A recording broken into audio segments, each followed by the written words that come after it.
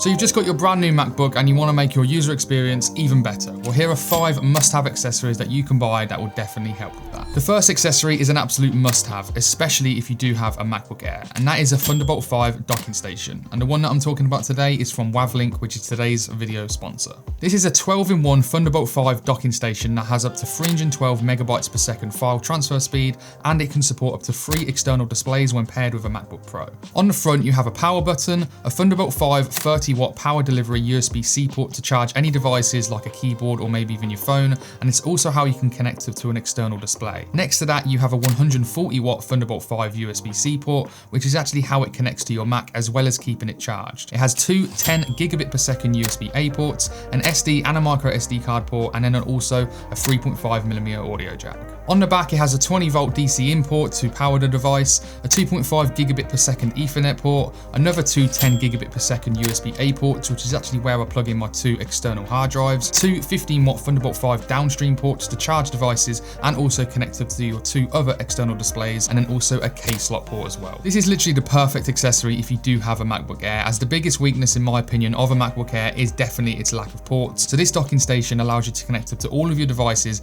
and SD cards without any limitations. This docking station still works great with my MacBook Pro though, even though that does have a lot of ports anyway, because it does allow me to connect up to 3 external displays if I do want to, and all I'll have to do is bring my MacBook to my desk and just plug in one USB-C cable into it, and I literally have all of my devices connected to it straight away. And it's just really easy to transfer all of my data, which is still really fast, which I absolutely love, because one of the best things about my new MacBook Pro is definitely the built-in SD card port, which has super fast file transfer speeds. So the fact that this Thunderbolt 5 docking station can still keep up with them speeds is just really great. The cameras I use CF Express Type B cards, so I can actually use one of the USB-C ports on the front or the back to have my CF Express card reader plugged into the dock at all times. So it makes it really easy and fast to transfer all of my data from my card straight to my Mac. And with the speeds Thunderbolt 5 has, it can actually literally take a few minutes to transfer over hundreds of gigabytes of data, which is absolutely insane and still keeps up with the speeds that my MacBook Pro has. This docking station has become an absolute crucial part of my workflow with my new M5 MacBook Pro,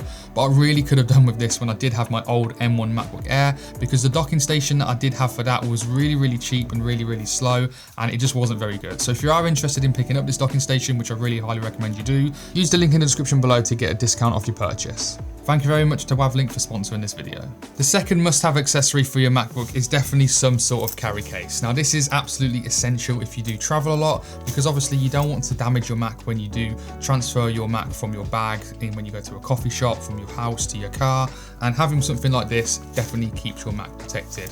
This one is actually from T-Call, I think it's called, and inside it's actually got like a 4-layer protection, which is shockproof as well. And obviously I don't know how good that is at protecting it, because I'm not going to go and drop in this thing just in case. But it's not just that as well, it's also waterproof. So if you do go from like your car to a coffee shop and it's absolutely hammering it down, you don't have to worry about your Mac getting water damage, because this is definitely waterproof as well. So it keeps your Mac really protected while in this really nice sleek design. And what I really like about it as well is that it's got this really nice leather carry case, like briefcase carry case at the top, so you can actually just hold it like a briefcase, whereas on my old previous one I just had to grab it by the sides, for example. And another great thing about this carry case is that it has 2 pockets on the front. One zipless one, which is great for like pens, business cards. I actually put my CF Express Type B card reader in here as well. It's kind of flat, so it shouldn't fall out, and I haven't had anything fall out of it at the minute.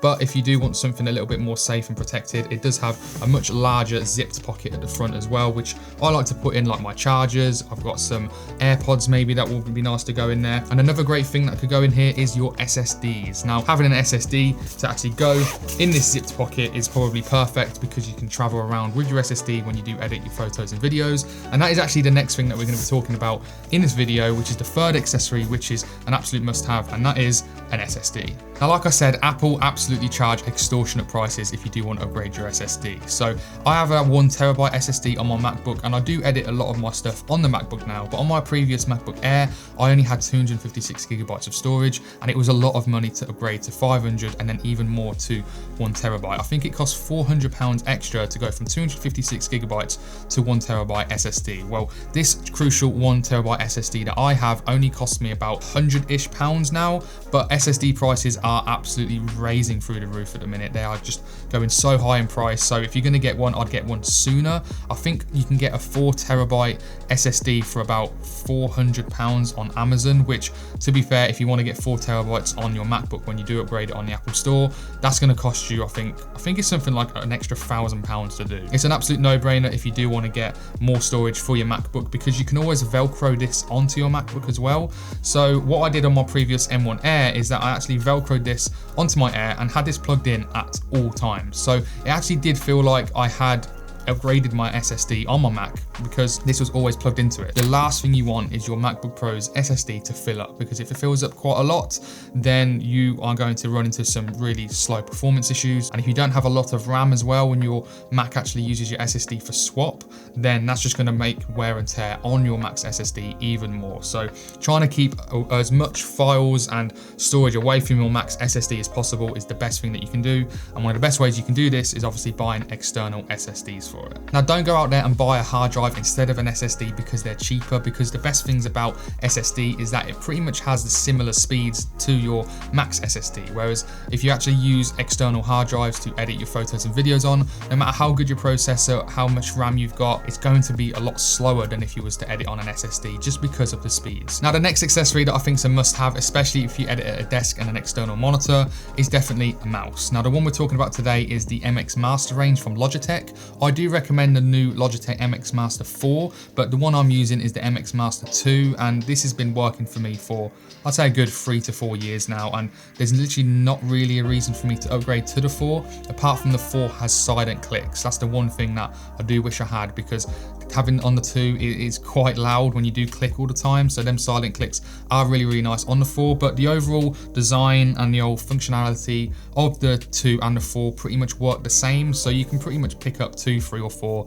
and you're still going to get pretty much the reason why I'm recommending it to you. And the main reason is because of productivity. Now, if you do edit, like I said, in DaVinci Resolve, Lightroom, the best thing about these Logitech MX Master mouses is the mappable buttons. So on the side, you actually have a scroll wheel, so you can scroll through like the timeline on DaVinci Resolve or Premiere Pro, but you also have 2 physical buttons next to it. And I've actually mapped these to the left and right key on my keyboard, so I can actually go frame by frame when I do press them buttons down, but you can map these to absolutely anything you want.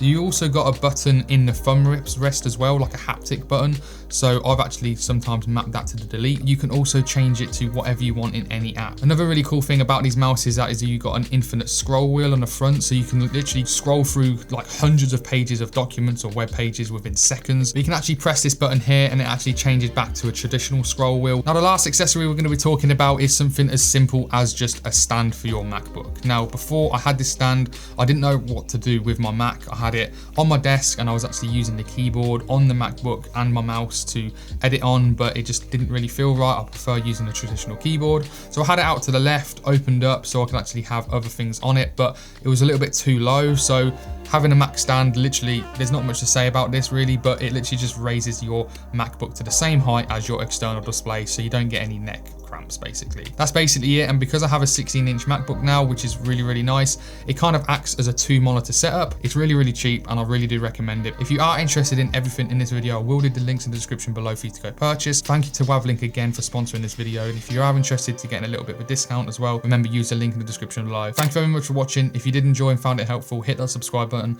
and I'll see you on the next one. See you later.